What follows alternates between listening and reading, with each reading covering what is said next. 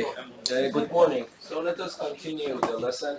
We want now to use integrals to calculate the areas below the graphs of functions or between two curves. But before doing that, let me refresh you a little bit about what we have so far and then complete it, and then we go to this topic. So we learned that integral from a to b f of x dx is defined in this way. You take the sum, you remember I called it the Riemann sum, so we take f of some number alpha I, and then you multiply it by delta x, and then I goes from 1 to n, but you take the limit when n goes to infinity. Yes? If I ask you what delta x is this number minus that number divided by n. And if I ask you what alpha I is a number in the ith partition, yes, subinterval. So this is somewhere between xi and xi minus 1. And if you ask me what is xi and xi minus 1, I will tell you that, okay, if this is the x-axis, this is a, this is b. When I start subdividing this, each one of these is called 1x. So this is x node. The next one is x1, the next one is x2, etc., etc., and the last one is xn. But we realize that even though this is practical for very simple problems, if you remember, even for one simple problem, we actually had to do a lot of calculation to be able to calculate the integral using this definition. And then we realized that Newton understood that if instead of having a function here, if I have the derivative of a function, f prime, then it will be f prime here. Then I try to motivate you that this limit is a very simple, has a very simple result. And that result becomes equal to capital F of x. We write from a to b, meaning that this is f of b minus f of a. And then if you say me what is capital F, I would say that capital F is any primitive function that you can find for little f. Yes? So this is a very crash summary of what we had so far. So I want you to understand the meaning of an integral, because if you want to calculate an integral, you really don't need this definition. You can just use Newton's theorem. But if you want to understand a problem can be solved using a definite integral, you need to understand this definition. Yes? Okay. Before starting, let me solve some problems for you to refresh your memory. And I think it's good to choose some problems from the book. Okay, so this is one problem. Problem 5019 in the book. Yes? So that problem is we are supposed to calculate this integral. Integral from minus 1 to 0 and e to power x plus 1 divided by e to power x dx. So I'm supposed to calculate this integral. So I told you that mainly integral is not a big deal. So what you need to be skillful at is to find a primitive function.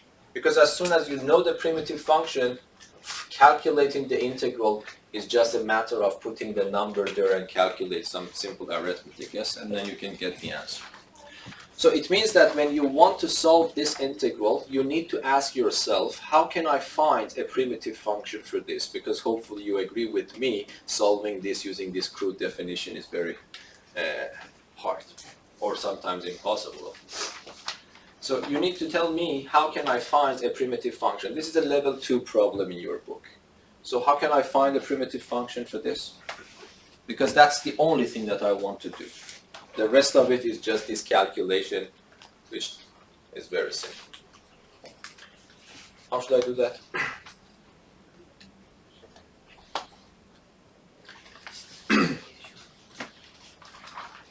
Yeah, the people at home, if you want to say something, you have to say. I cannot see the chat window. Any ideas? Yes, Oma? I would take that you've divided by e to the power of x, so I would take that as e to the power of minus x. That's correct, yes. So then the point is that you are still at the stage that you are simplifying your function. Then you have to keep the integral sign, okay? So what Amanda said, I will change it a little bit, but instead of bring it up, I divide, because that was the trick I told you before, so let me not change my method. Of course, what you said is completely correct. So I do this, yes? And then e to the power of x divided by e to the power of x is just 1, and then I bring it up. So that's actually a problem that even you could solve it in matrix C, so there is nothing new in it. Okay, so you see that when I am doing the simplification, I have to keep the integral sign. Now that everything is simplified, I want to find the primitive function, then I have to remove the integral sign. So I have two functions added. If I want to find the primitive function, I find the primitive function for 1, which probably you know, that is just x. And a primitive function for that, you can refer to the table if you have forgotten. It becomes minus e to the power of minus x. I have to remove the integral sign, and instead, I have to put this vertical line in front and write from minus 1 to 0.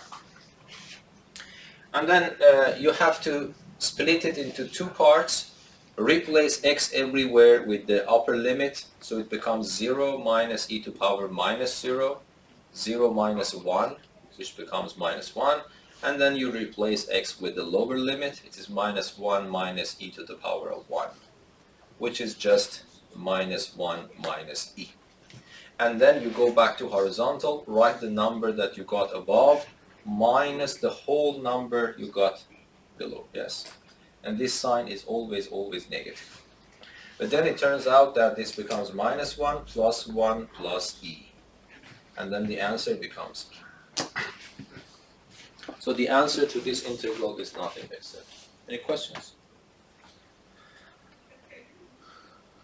So you see that this part is very simple. The only thing that you have to learn for harder functions is how to find a primitive function. And then if you go to technical universities, you will spend quite some time on learning how to find primitive functions for different types of functions that we have, okay? Very extensively. But at this level, I think that's good. Any questions here? Okay, let me solve 5018 as well.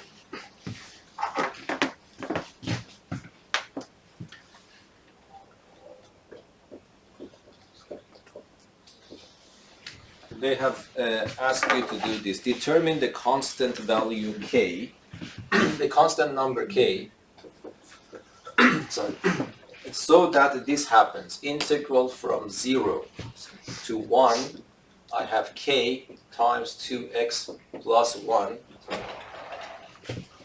to the power of 2, dx is 2. Okay, I want to find k so that this works. This is also a simple problem, yes? So you want to, this time, find k in a way that this happens. So this means that, because k is supposed to be a constant, so I have to calculate a primitive function for this. Okay, so how should I do that? You have to expand that. So what happens is, I would say that integral from 0 to 1, I have k, and then I square it. It becomes 4x squared, 2 times the first one times the second one, plus 1. And then I have dx equals to 2.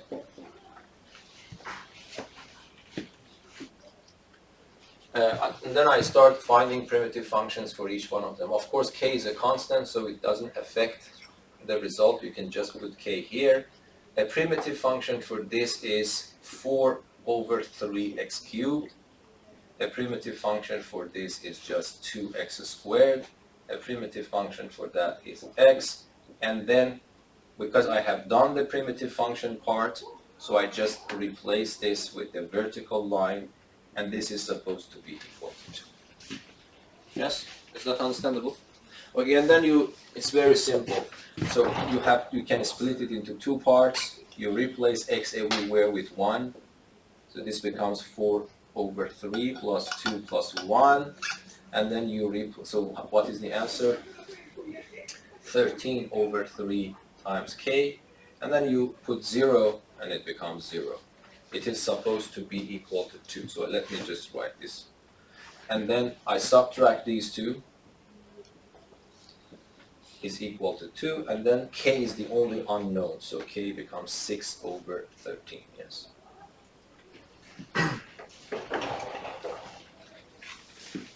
Yes, so these are very simple problems. But I want you to tell you about some rules that we need to know. So this is also given to you, I think, in the formula sheet. But do you remember what I told about this integral? If I start an integral from a and go up to a itself, do you remember what was the answer? It was 0, yes? Because at least it is clear if these two numbers are the same, delta x will be 0 all the time. So the function, this sum will be 0 and the limit also becomes 0. But some things that are not very trivial, so you need to trust here, because if you want to prove them rigorously, it would be a little bit hard, of course, using that crude definition. What happens if you see this is some books call it definition, some books call it theorems. They can prove it depending on which axioms they're using. But what happens, for example, the way that we define integral, we go from 1 to 2.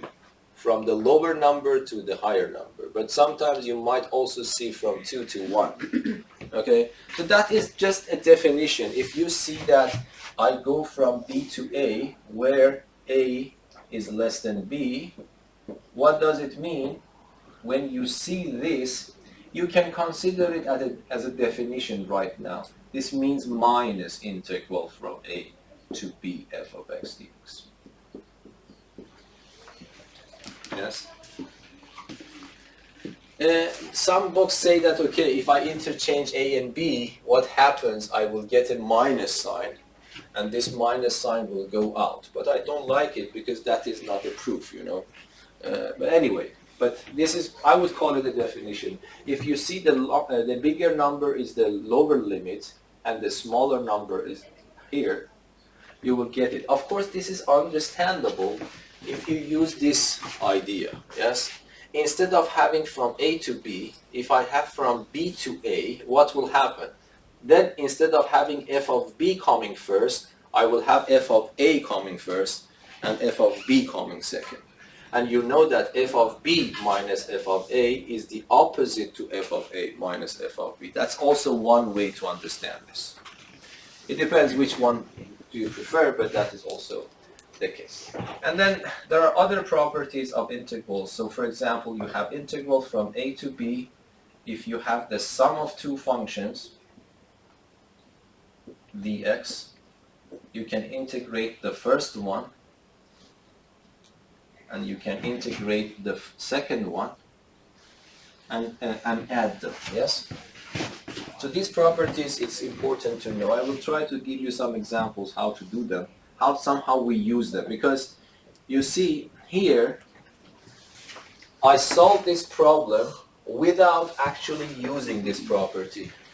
Of course, I could decompose this integral to the integral of the first one, plus the integral of the second one, plus the integral of the third one. This is one way to do it if I want to do it using this part of this theorem.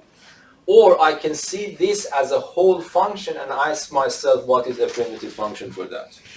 So usually I don't use this formula, but it is important to know the formula. Might be I can give you some examples that it would be easier if you know this idea, rather than solving it in this way. And of course, if I have the difference of two functions, then I will have the same thing here. You can generalize it for, for more than two functions. Okay, and then if I have integral from A to B, if I have a constant number multiplied by f of x dx, so one duty of this dx is to show you that x is the variable if you have more than one variable in the problem. So here C is a letter, x is a letter, but this tells you that c is a constant, x is your variable. Whenever you have a multiplicative constant, you can pull it out.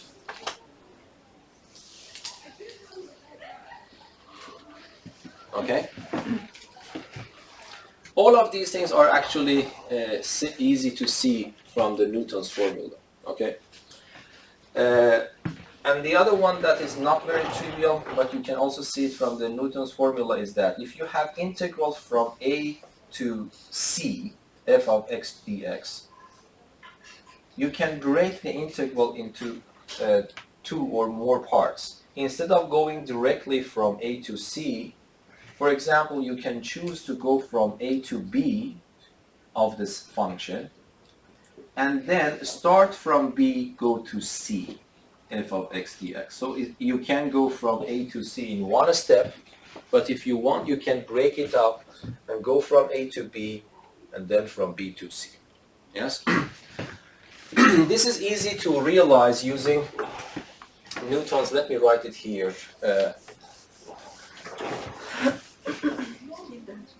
For example, and by the way that I described it here for you, you might think that B should be somewhere between A and C. No, even if C is not between A and C, this formula still works because of that definition. Okay, we will see a little bit about this. So here, if I ask you what is the integral from A, say to B, f of x dx, this becomes f of b minus f of a, where f is a primitive function for f. And if I ask you what is the integral from b to c, f of x dx, for the same reason, this becomes capital F at c minus capital F at a. Yes? And if I add these two, what happens? The left-hand side becomes integral from a to b f of x dx plus the integral from b to c f of x dx. But when I start adding these two, what happens? I made a mistake, yes? Yeah, this is b. I accidentally wrote a. This is b. F of c minus f of. When I add these two, this f of b is cancelled. And what is left for me is f of c minus f of a. But if I ask you what can I write instead of capital F of c minus capital F of a, hopefully you agree with me that I can write the integral of the function f from a to c. And now if you do not look the one in between, you can see that I have that rule. But this is not the real proof, okay? This is the real proof because you know this is the real proof for the level of high school, because we are dealing only with continuous functions. So if you have a continuous function, this proof is completely correct. Because Newton's formula only works if your function is continuous.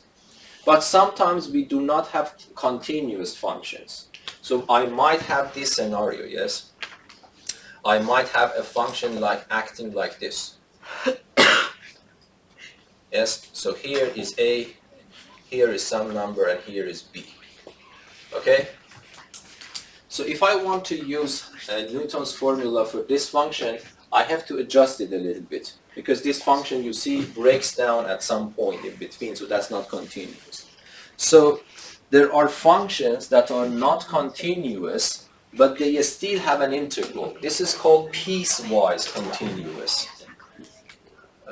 Yes, piecewise continuous. So it means that you can break it into pieces so that each piece is continuous, not as a whole. So in this case, we still can talk about integrals, but this is not at the level of high school. But if you admit that the functions that we are working with are continuous functions, that is the complete proof. And very, very easy.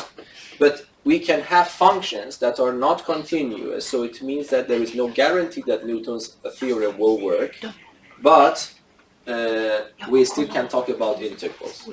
Then you still have this rule, but the proof will be completely different. Yes? Okay. So what I want you to understand is that, for example, if I want, I can write this integral For example, if I give you integral from 1 to 7 f of x dx, if you want to, you can break it into from 1 to 2 f of x dx, and then from 2 to 7 f of x dx. Okay? This is one possibility. Instead of going directly from 1 to 7, I can go from 1 to 2, then I start from 2 to 7.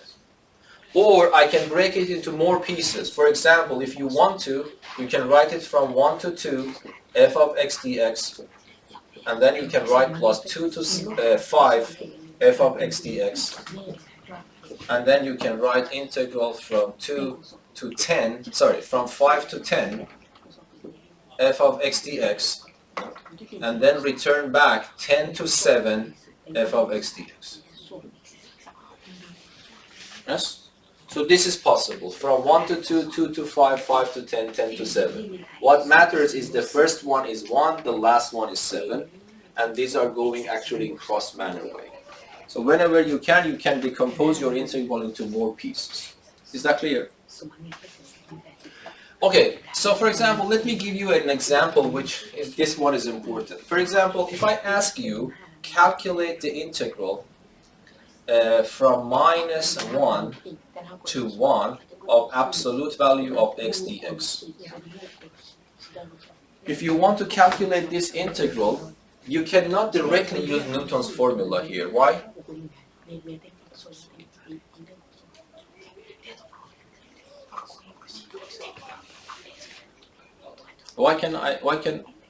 Because if I want to use Newton's formula, what do I need? What do I need? I need a primitive function, yes? I need a primitive function for the function in the integral. But we do not have any primitive function for absolute value of x. What we know is a primitive function for x itself, not the absolute value. Yes? So, it means that if I want to solve this, I have to get rid of this absolute value sign. But unfortunately, I cannot just throw this away because I am working on this interval from minus 1 to 1. So it means that this interval contains both negative and positive numbers.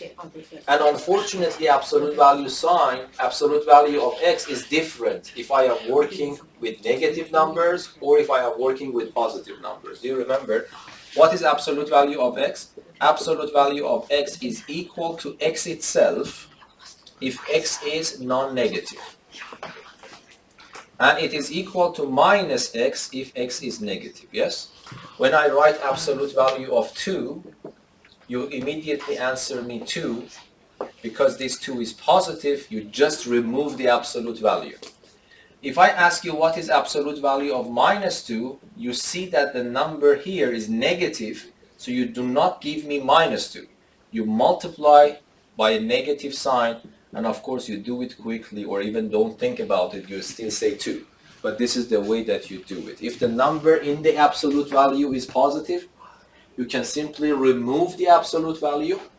If the number in the absolute value is negative, you remove the absolute value, but then you have to put an extra minus sign so it turns out to be positive.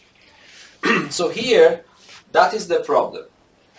Absolute value of x is either x if x is positive or negative x if x is negative. And I have both possibilities here because I am going from minus 1 to 1. Sometimes x is negative, sometimes x is positive. So I use this theorem and I break my integral into two parts. Instead of going from minus 1 to 1 directly, I go from minus 1 to 0, yes, and then I go from 0 to 1. Yes? First of all, do you agree with this one? This is exactly the theorem that I mentioned, so you are right now. Now, if I want to calculate this integral, on this interval, x is definitely negative because I am going from minus 1 to 0. And on the contrary, this one is always positive because x is between 0 to 1. So here, tell me, from minus 1 to 0, can I remove this absolute value sign for the first integral? Yes or no? Can I remove this absolute value sign? Can I remove the absolute value sign here? The answer was no, because I am not certain about the sign of the x. It could be negative or it could be positive, because I am somewhere between -1 and 1. But here, can I remove the absolute value here? I can remove it, but what is x? X is definitely negative. It is from -1 to 0. So I remove it, but I have to pay a price. The price is to put an extra negative sign there. Yes? And then I go to the next one. For this one, can I remove the absolute value sign? Yes, but do I need to pay a price? No, because here I am working with positive values of x. So I just remove it. It goes from 0 to 1. And then they are very simple integrals that you're supposed to calculate. So you calculate this one and you calculate this one and add them together. Now I ask you, what is a primitive function for minus x? What is a primitive function? It's -1 over 2x squared, yes? It goes from -1 to 0. What is a primitive function for this one? It is 1 over 2x squared. It goes from 0 to 1. And then what I have to do, split it into two parts, put 0 here, and put -1 here. Yes? And the same story for the other one. I put 1 here, I put 0 here. And then I go back to horizontal and I do the subtraction. So I would write 0 minus minus a half for the first part, plus 1/2 minus 0. Minus minus a half is 1, is 1/2, 1/2 is 1. But the answer to this integral is 1. But you see, this is very important to know, otherwise you will not be able to calculate this integral, because we do not have any primitive function for absolute value. But we have a primitive function for x, we have a primitive function for negative x. Is that clear? Let me give you one more example. Assume that I want to calculate this.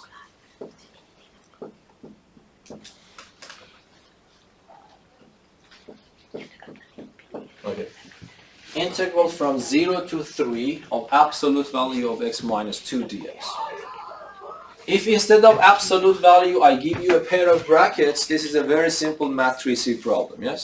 But now that because of that absolute value, if I ask you, do you know a primitive function for absolute value of x minus 2, what do I mean by that? I mean, do you know a function whose derivative is absolute value of x minus 2? And if you go to the table, we do not have that formula, okay? So what can I do? You see, x is going from 0 to 3. And then inside the absolute value, I have x minus 2. So I hope that you agree with me. Sometimes on this interval, this expression is negative. But sometimes on this interval, this expression is positive. Do you agree? So it means that I have to break the integral into at least two parts. And then can you tell me which part is it? Instead of going from 0 to 3, I have to break it into two parts, but from 0 to 2, yes? Agreed? So I will go from 0 to 2, absolute value of x minus 2 dx, and then I go from 2 to 3, absolute value of x minus 2 dx. Yes? Why this is useful? Here, can I get rid of the absolute value sign? Because I am somewhere between 0 and 2, x minus 2 is definitely not positive. It's either 0 or negative. So it means that when I want to remove the integral sign, I can do that, but I have to be careful to put an extra negative sign there. Yes, because x is lower than 2. When x is lower than 2, x minus 2 is negative. And when I want to remove that, I have to put a negative sign there. And then when I go to the next integral, from 2 to 3, absolute value of x minus 2, here x is above 2, of course lower than 3, but anyway, it is above 2 and it is positive. So I can simply remove the absolute, replace it with a pair of brackets. And then this is one Mat 3C problem. This is also one Mat 3C problem. You solve them and add them together. Yes? So what happens here? If I interchange this negative sign in, it becomes 2 minus x. A primitive function for 2 is 2x. A primitive function for x is x squared divided by 2. It is supposed to go from 0 to 2 plus a primitive function for x is x squared over 2. A primitive function for 2 is 2x. But this time it goes from 2 to 3. Yes? And then we calculate. I put 2 here. Let's do it in my head. This is simple. So this becomes 4. 4 divided by 2 is 2. And then I put 0, 0. So I don't need to write it down. But then here, I put 3 here. 9 over 2 minus 6, which is 9 over 2 minus 6 is how much? Minus 3 over 2. And then I put 2 here. It is 2 minus 4 is minus 2 plus 2. Yes. So let me double check here. When I put 2 here, it is 4 and minus 2, which is 2. When I put 0, it is 0. So I don't need to be worried about that. When I put 3 here, it's 9 over 2 minus 6. So it is 9 over 2 minus 12 over 2, which is minus 3 over 2. And then when I put 2 here, 4 divided by 2, 2 minus 4 is minus 2. But minus 2 is positive 2. So the answer becomes 4 minus 3 over 2. And this becomes 5 over 2. Yes? So I just want to give you this point. If you don't know this theorem, even though this is not a hard problem, but you cannot solve it. So this theorem sometimes is really necessary. I think that's a good idea if I also solve one problem in the book that is using this idea. Okay? So this is problem, but this is very, very simple, by the way. But this is the only way that you can solve it. This is the only way.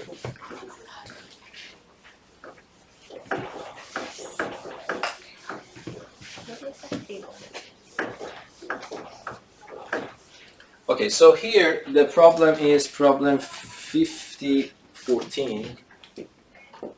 Yeah, it is a very simple problem. They have asked you to calculate this integral minus 1 to 2 f of x, sorry, minus 1 to 2 f of x dx. This is wanted when you have integral from minus 1 to 1 f of x dx is given to you to be 3. And the integral from 1 to 2 f of x dx is given to be minus 1. You see, this problem is extremely simple, but if you are not aware of this theorem, you will not be able to solve it. But hopefully now you can answer the question mark, yes? So just see that integral from minus 1 to 2 of this function is wanted, but you have these two pieces of information. The answer is very simple, isn't it? So the question mark, which is the integral from minus 1 to 2 f of x dx, I need to be a little bit careful that I know this theorem to break this integral to 2 parts in a way that I can use this extra information. Of course, I can go from minus 1 to 7 and from 7 to 2, but that is useless because I don't have anything about them. And if I just check it, it becomes from minus 1 to 1 f of x dx. And then I can go from 1 to 2 f of x dx. So if, first of all, I hope that you agree that this is exactly the same theorem that we are working on. This is my question mark, but I know this according to the problem. This part is 3, this part is minus 1, so the answer is 2. So I just want to say that sometimes they can design a question in a way that you have to use this theorem. There is no other way. This is the only way that you can solve this problem. Okay, and a little bit harder problems are of this type, that you get something that you can solve it using this trick, so absolute value. Or you can get a function with more than one rule. For example, I can tell you a function f of x is equal to, say, sine 2x if x is between 0 and pi over 2, okay? And then you have 2x minus pi if x is greater than or equal to pi over 2. For example, they can give you this function and they can ask you to calculate the integral, say, from 0 to pi f of x dx. This integral is wanted. So this function has more than one rule. It depends to the input. If the input that you provide for the function is somewhere between 0 and pi over 2, the function uses this rule to calculate it. But if you put a number greater than pi over 2, the function uses a different rule to calculate the output. And then I have asked you to calculate the integral of that function from 0 to pi. So from 0 to pi, you cannot choose this one or that one. Yes? So it means that you have to break the integral into two pieces. So you can break the integral from 0 to pi over 2. But from 0 to pi over 2, I am sure that this is the rule. So instead of f of x, I plug this rule in. But when I go from pi over 2 to pi, it means that I am beyond pi over 2. So it means that I have to use this rule. Yes? So that's also one application of this theorem. Let me solve this one to refresh your memory. Okay, what is the integral here? Can you tell me? If I want to calculate this, I have to know a primitive function for it. So what's the primitive function for sine 2x? Do you remember? So this is something that you can find in the table. You don't need to memorize it, but this is a famous. It's minus a half cosine 2x. Yes, a primitive function for sine kx is minus 1 over k cosine kx. So that is what you can get from the table. But I'm supposed to calculate it from 0 to pi over 2. Okay, now let me ask you one question. What is a primitive function for 2x? Everyone? What is that? Thank you very much. It's x squared, yes. And what's the primitive function for pi? This I insist you to tell me. What is the primitive function for pi? What? Pi x, thank you. So it's minus pi x because pi is a constant, yes? And it goes from pi over 2 to pi. Okay, let us do this in our heads. Of course, if that's hard for you, you can split it into two parts. If I put pi over 2, what's the answer? 2 times pi over 2 is pi. Cosine of pi is negative 1. Negative times that is 1 over 2. But minus, I put 0. The minus that I put will cancel this minus. When I put 0, cosine of 0 is 0. Cosine of 0 is 1, so it becomes plus 1/2.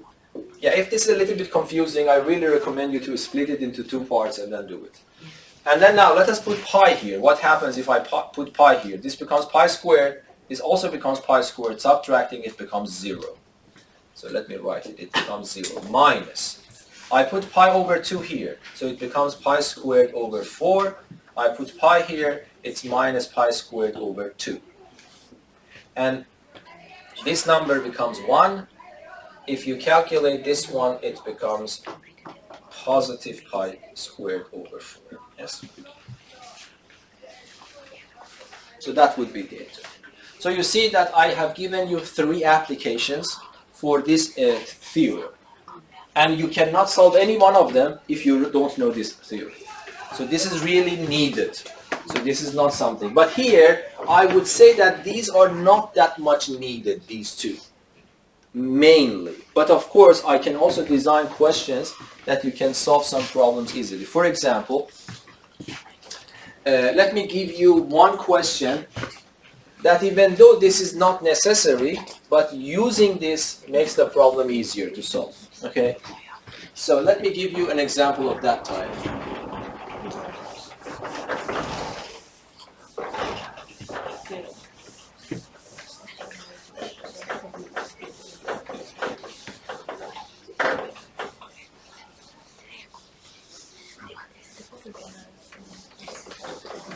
For example,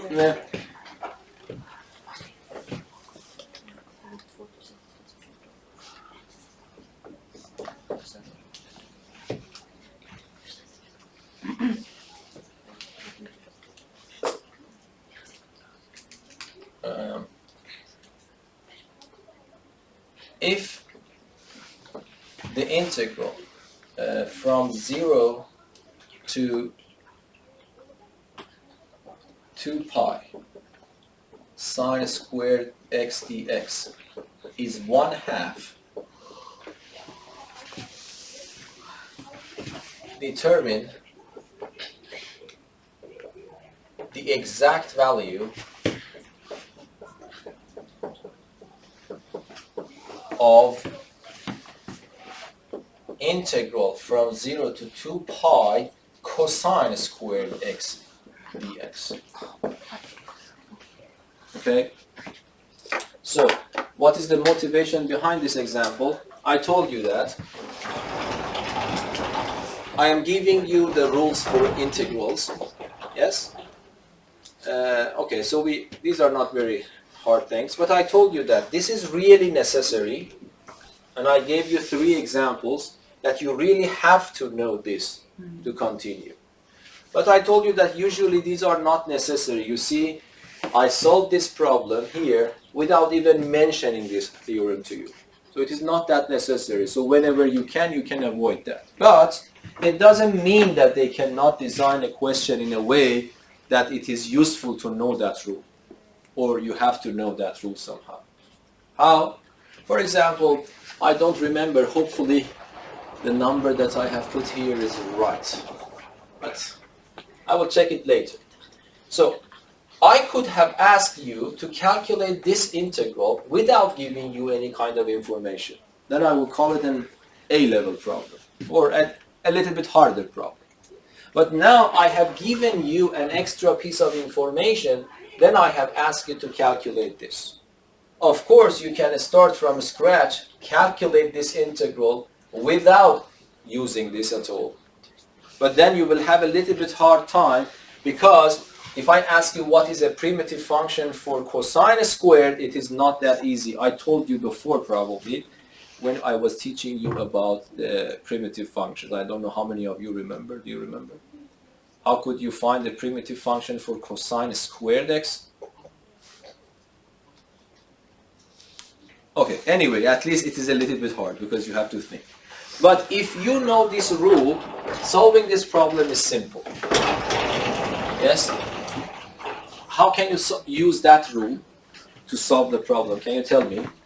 How can I use this rule, either with the positive sign or with the negative sign, to be able to answer this question easier than the way that I want to find the primitive function for this? Because the problem has provided me an extra piece of information.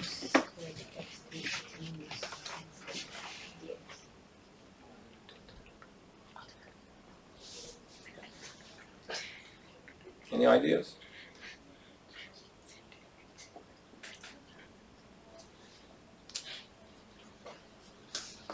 Somehow you see cosine squared x, but the information provided for you is something related to the same type of integral, you see, but for sine squared.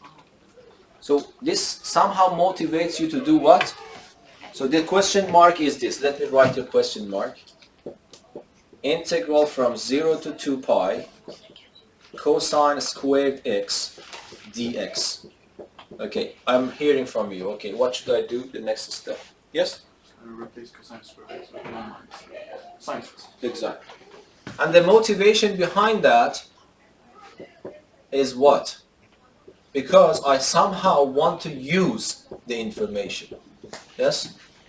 But now, according to this rule, with the negative sign here, I can decompose this integral into 2 parts, and I can write, this is the way that I'm using this.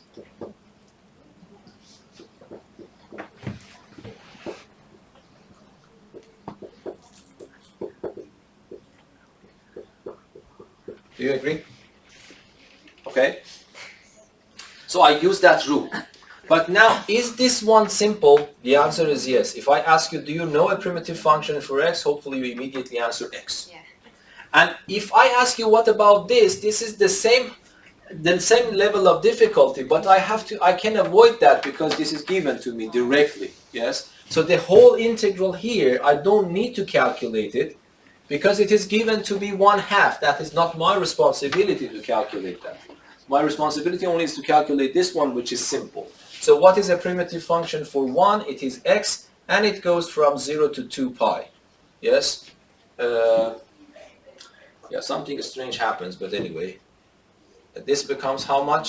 2 pi minus 0, and then I will have minus 1/2. Okay, so I realize that this number is wrong. Yes, but that is my responsibility to give the wrong number to you, okay? So, but anyway, if I give you this number in the exam, and you write this number is also wrong, but that you get 100% points because that's my responsibility to get the correct value. Okay? But let me remind you about that. In principle, if I don't give you the value, you should be able to find the value yourself. The answer is probably not, it's pi over 2. Let us calculate that, by the way, as something that you need to know. If that's a hard question in the exam or in the national exam, you should be able to calculate it yourself. So let me do it and correct it here. That was my mistake to do it here. Okay, do you remember something? If I insist to calculate this myself, how should I do that? So if I want to calculate integral from 0 to 2 pi sine squared x dx, how should I do that? Remember this trick. If you want to find sine squared and cosine squared, the rule is to remember these half-angle formulas. And I told you before that sine squared x is actually 1 minus cosine 2x divided by 2, and cosine squared x is actually 1 plus cosine 2x divided by 2. So these are the double angle formulas written in a different way. Do you remember? We had cosine 2x, we had 2 cosine squared x minus 1, and then I move, for example, 1 to the other side, yes, and I divide by 2. So these formulas that I have, for example, I get this one. If I use the other formula for cosine 2x, you will get that one. So remember, I have seen, for example, in the Origo book, there was some exercises like that, and I think this has been given to you somehow in national exam, or some entrance exams for the universities. This is a good trick to know. It's not above your knowledge, okay? So let us use this formula here to calculate this integral to correct this value that I have written wrong here for you. So how should I do that? This becomes integral from 0 to 2 pi, and instead of sine squared x, I put 1 minus cosine 2x divided by 2 dx. But now this is 1 over 2, I can pull it out. Integral 1 minus cosine 2x dx. Why I can pull it out?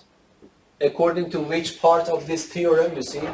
According to this part. A constant number can be pulled out. 1 over 2 is 1 over 2 times that. So I put 1 over 2 out.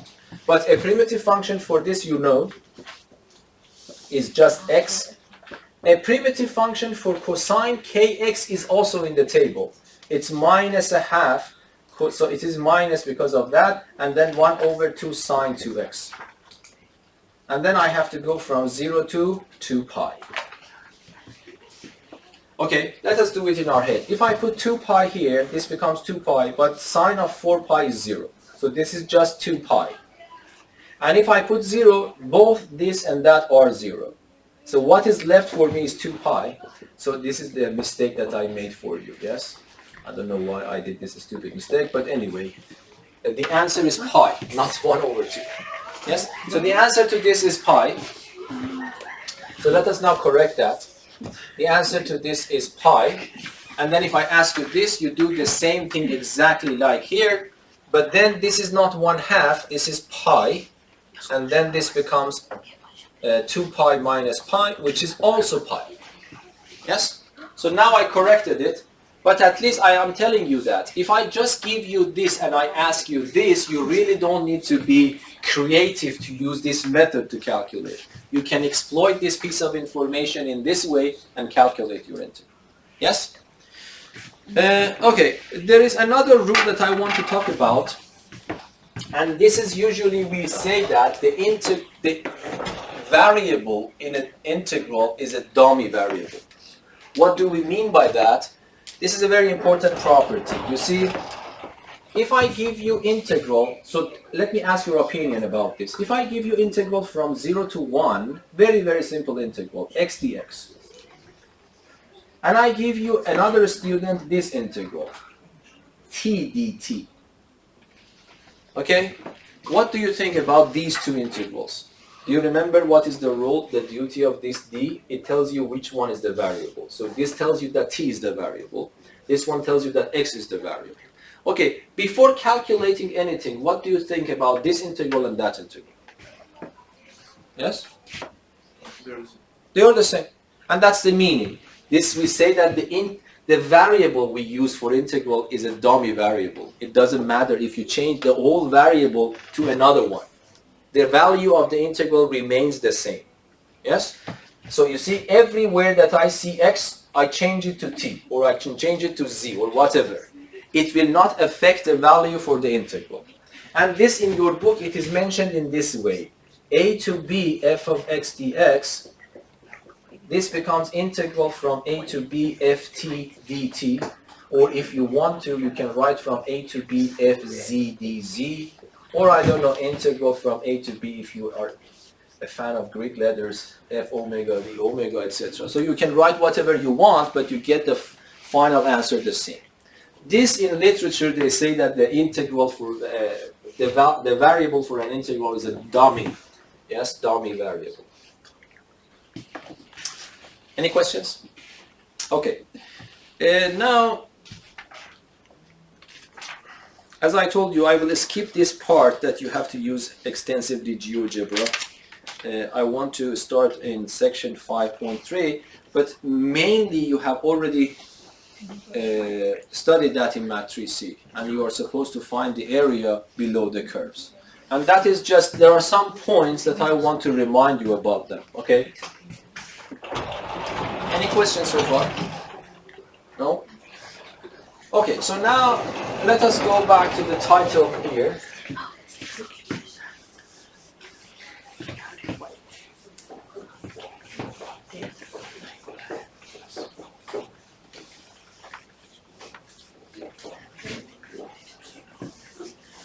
Okay. I just want to write the rules for you. I think it's better to have all of them in one place, and then we can solve some problems together. Okay, can you tell me, if I have this scenario,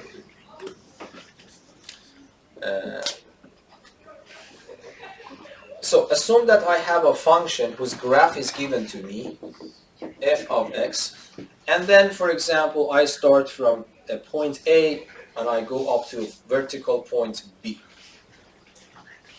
And the area which is restricted between these two vertical lines and the x-axis and the curve, I will call it area A. Okay? If I want to calculate this area, you know what to do, yes? Because do you remember, I started with this kind of areas and motivated you towards the definition of the integral. So if I ask you, how can I calculate this area, what will be your answer? What is the answer for this area in terms of an integral, yes? It becomes integral of your function from A to B. Yes? That is exactly what I started with. But there are some points that you have to be careful if you want to use that. This cannot be 100% always correct. Why? Because we learned that integral can sometimes be negative. Yes, if you calculate an integral, it turns out to be a number. This number sometimes is positive, negative, or zero. But this is completely ridiculous if I get a negative number for an area. Yes? Do you think in this figure that you see here, is there this possibility that this integral turns out to be negative? Yes or no? No. No, why? Because this integral is the Riemann sum, yes? And some limit. Delta x is always positive, forget about this one. But f of alpha I is some number in the subinterval, and if f of alpha I is always positive in this case. Yes? Because this area lies above the x-axis. So this is positive, so what I get is a positive number, so it is completely sensible to write that. So remember, if you want to use this formula, this area, always, this should be completely above the x-axis. If this area that you are calculating is completely above the x-axis, then of course definitely you can immediately write that. Yes? But what happens if this area is totally below the x-axis? So what happens here? And I want to wait to hear from you. What is the motivation for that? Okay, so let me make this graph simpler because I want to. So let me just do it like this. And then if this is A and this is B, first of all, if I ask you to calculate this integral for this function in this scenario, yes? Tell me, do you expect a positive value coming out or a negative value coming out? Again, if you want to answer this question, you have to look at the Riemann sum and try to understand it. The Riemann sum is always this form. Delta x is always positive. So you need to be careful about this one. For this particular function, what point that I choose here, alpha I, what do I get for f of alpha I? Positive or negative? Negative. So this is positive. This is always negative. So the product is negative. I am summing over negative numbers. And I will get a negative number. So if I ask you what do you expect about the value of this integral for this graph on this interval, definitely a negative value. And then it is completely silly to write a is equal to that. Either I should give up the whole idea, or I have to somehow amend it, yes, or somehow rectify it. So how should I do that? Yes? Call it absolute value. So the absolute value of the integral is equal to the area. Exactly. This is one way to do it, but you need to motivate it. Why? It is not trivial. You are taking it trivial because you know the answer. But it is not the trivial. I remember last year, Dennis, you answered the question. And it was on a Zoom meeting, yes? Now can you answer it again? Why do you expect? So let me, instead of absolute value, do you mind if I put a negative sign here? Because in this scenario, I try to motivate you, this one is negative. But you want the positive part, so you multiply it by a negative value. So it becomes positive. When you say absolute value, that's the same thing. Because when I put absolute value, I am certain about that this is negative. When I remove the absolute, I have to put a negative sign. So they are equivalent. So what you said is completely equivalent to what I'm saying. But this is easier to use, yes? Okay, can you motivate why this formula is correct?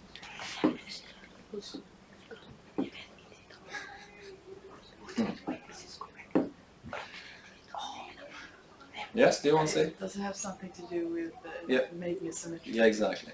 So I remember correctly then, yes? So the point is that if I invert this area, yes, what do I get? If I invert this area, I am not affecting the area. If this area is A, this area is also A. Do you agree? If I just invert it. But if this function is called f of x, can you tell me what this function is called then? Tell me. When you invert a function about the x-axis, what do you get? So the y values should be multiplied by a negative sign. So can you tell me, I just want to wait for you. If this is f of x, this is minus f of x. Agree? Yes or no? Yes. Okay, so this is minus f of x. But for this function, I can use this rule. Yes, because this is now above the x-axis. So instead of f of x, I put negative f of x. Yes? But negative f of x, according to this rule, negative 1, I can pull it out. So that is the proof. Yes? So instead of calculating this area using the integral, you invert the function. This operation will not affect the area, but it will affect the function by a minus sign. This takes me to the previous scenario. And I can use the result there, and then because of that theorem, I can pull the minus sign out. Yes? So, if you want, you can understand it, of course, that is better. But this is the rule of thumb. If the area that you're supposed to calculate is always above just the integral, if it's always below, you have to calculate the integral and put a minus sign. If you don't put the minus sign there, you will get a negative value. But what happens if I have a mixture? One part of the area is above, one part of the area is below. Yes? One part of the area above, one part below. What can I do in that case? So for example, there are many questions in the book. They have actually colored a region for you, and they have asked you to calculate the area of the colored region. For example, let me have this scenario. I have a function which goes up and down like this. And then I give you this point is A and this point is B. But you see in the picture, for example, provided for you, that this part and this part, and for example, this part is colored. And they have asked you calculate the area of the colored region. So it means that you need to find all of them. So, and then either these points are given to you in the figure, or you have to figure it out yourself. That is easy because you put the function equal to 0 and find these numbers. Let us say this number is C, let us say this number is D. And I want to find the area, the colored region area, yes? The area of the colored region. This is a little bit counterintuitive. This is why I want you to pay attention. Okay, how should I calculate? Can you help me to do that? I want to calculate the whole area. So what should I do? Definitely I cannot write integrals from A to B. Yes? Because that is a mixture of this scenario and they read differently. So yes? You can write the sum of the integrals. Okay, but that is a very crucial point. That I want you to understand. Just tell me how exactly. So integral, the first one, goes from A to C. A to C. Okay, this is important. Please pay attention. This is the function f of x. So f of x, okay. And then? Then you add the integral from C to B. Like this? Yes. Okay, then? And then from D to B. D to B. Like this. Yes? How many of you agree with this?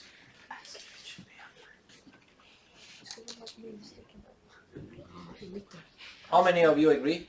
Yes? I mean, the middle one, we haven't written minus because of the rule that you explained Yes? on the left side. But I take it for granted that we have already flipped it. No, you cannot do that because we haven't already flipped it.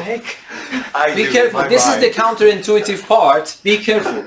This seems intuitively correct because if I want to find the total area, I have to add the areas. But these two areas, so be careful, there is a difference between area and integral. Integral is not exactly the area. In one particular case, on this case, area and integral are 100% the same. If I have this scenario, area is not the integral. Okay? So what I want to mention, if this area is area 1, area 2, and if you go so, you will reach to area 51, yes? But, so this is area 3, and then when you stop here, so this is area 1. If I ask you, what is area 1? This is integral from A to C. If I ask you, what is area 2? If you write from C to D, that is wrong.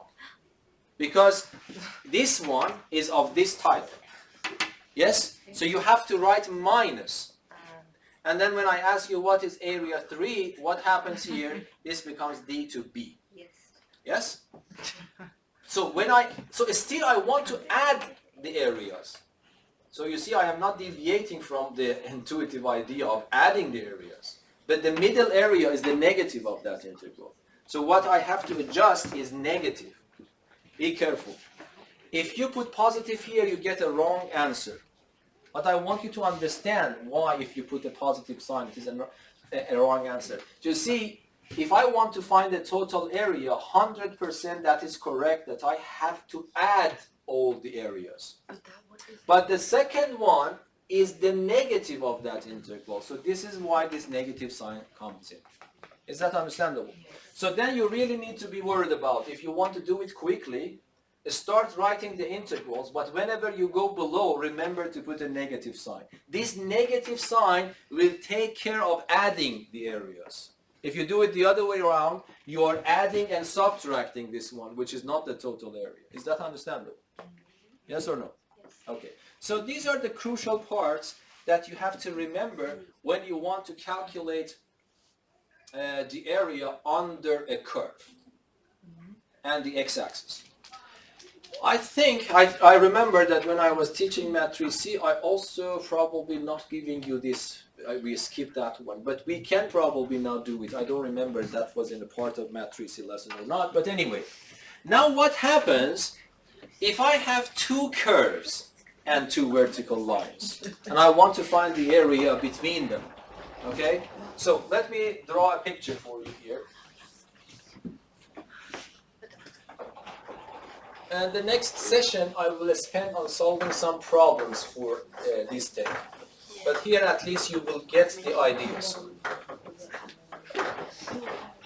Okay, so what happens, do you think, if I have this scenario? I have one integral here, one function here, y equals to f of x. And I don't know, I have another function here, g of f. Okay, let me first motivate you with a simple case, and then I will go to this a little bit. So let us consider, not to confuse you, both of them are lying above the x-axis. Okay, so here is y equals to f of x, here y is equal to g of x, but then I'm interested in this part of from a to b, but I am interested in this area not between the curve and the x-axis, but between the curves. So I want to calculate this area. Yes, this area, I want to find a formula for it. So what is your opinion about how to calculate this hatched area?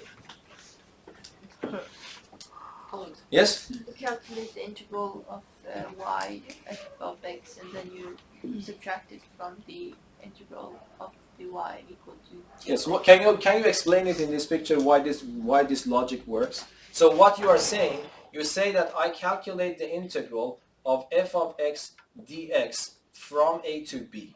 Yes. This integral gives you which area? This gives you this area. Yes. Because this will give you the area below the function f, yes, and the x-axis. And now you are saying that I calculate the same integral, but for the second function. Yes? Which area is this area? This is the area below the curve of g of x. So if I color it in this way. But I am interested in this blue area. So it is clear that if I have this green area and subtract the orange area from it, then I will get that area that I want. Yes, is that understandable for you? So I put a minus sign here, and this becomes the area. But today we learned also a formula. Instead of writing it as two integrals, we can combine them into one single integral and write f of x minus g of x d of x. Understandable? Okay, and now, so here there is only one point to be careful. So if I give you two functions f and g and two vertical lines a and b, and if I want you to find the area between these two curves limited by these vertical lines, you have to write integral from a to b dx, but the integrand, the function that you put as your integral, is the difference of two functions. But the crucial point is the order. Because f of x minus g of x is different from g of x minus f of x. Which one we have to write first? The one which is above the other one. Then you have to write that one first. And now my question is that this is very good. It is not sensitive to if some part is above or some part is below. So I just want you to know that. Don't get confused. Even if I have this scenario, even if I have this, so let me draw the picture here. Assume that I have this. I have, for example, I have one curve here, f of x, and then the other one, for example, one part of it is above. So let me just draw it like that. Yes, something like this. And then I am interested between these two numbers, a and b. And I am interested in this area. Okay. Okay? So you see this area, one part of it is above the x-axis and the other part of it is below the x-axis. So the good point is that you don't need to be worried about to change something because the difference is always positive. Yes? So you see, what is f of x minus g of x measuring? This is so for example, if this is x in this case, if this is x, from here to here is g of x, from here to here is f of x, and then from here to here, which is exactly restricted by your area, is f of x minus g of x. Agree? And that is the same scenario here. So if I have f of x, of course g of x itself becomes negative, you see, and f of x is positive, but you are interested in this distance again. Yes? So when you write f of x, g of x, if I write f of x minus g of x, do you still agree that this is the distance? Yes or no? Because g of x itself is negative, and you multiply it by a negative, it gives you the length. And then f of x is also the length. So it means that you are adding these two lengths, and this becomes the total length. Is that understandable? So it is not sensitive if I move some part of it below, because that is being taken care of, this difference. So you have to be careful that you have to write the function above minus the function below.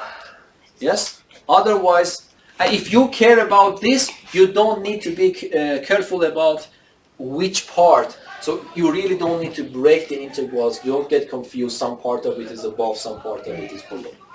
Is that understandable? So for the areas between two curves, you can safely use this all the time. And unless you have another scenario, let me just draw a picture for you here. And then I will stop. But I will give you examples about this later. So what happens if I have this scenario? For example, I have two curves. So this is, for example, f, let me call it g of x. But then this one is f of x. Okay? And then I want to start from here.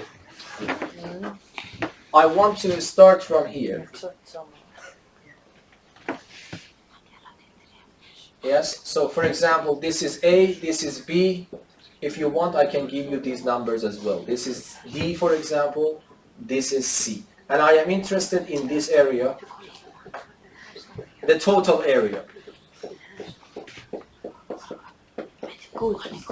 The total area. Yes? Like a fish, yes. So you want to calculate this area. So all these areas are areas between two curves. But the point is that I cannot write one simple integral for that. Why is that? Because at some points on this part, f g of x is this one, is above f of x. But when I go here, f of x is above g of x. Again, when I go here, g of x is above. So you have to split it into three parts. Yes? So if I want to calculate the total area, what I have to do, I have to go from A to C, but the difference between two functions, because this is the area between two curves. But which one is lying above? Can you just track it? This is G. G is above F. So here I have to write G minus F. And then when I go from C to D, what will happen? F will go above G. And then later, again, from D to B, G goes above, yes? So these are the only points that you have to be careful if you are dealing with these. I haven't given you even one single example how to calculate, but the calculation is, I think, simple, because what you have to calculate is to calculate integrals. The point is to not confuse, to write the proper integral, otherwise you get the wrong number, even if you calculate everything correctly. So is that clear? Okay. So I will stop here, but I will give you the next session on Friday. I will give you examples. And I try to bring some harder examples that is a little bit confusing if you don't pay attention to the details. But there are, by the way, there are very nice problems in the book. So I will write them on Google Classroom. If you want to, you can start working on them yourselves. But of course, I will complete this lesson on Friday. Yes? Thank you very much. Any questions, people at home? Thank you.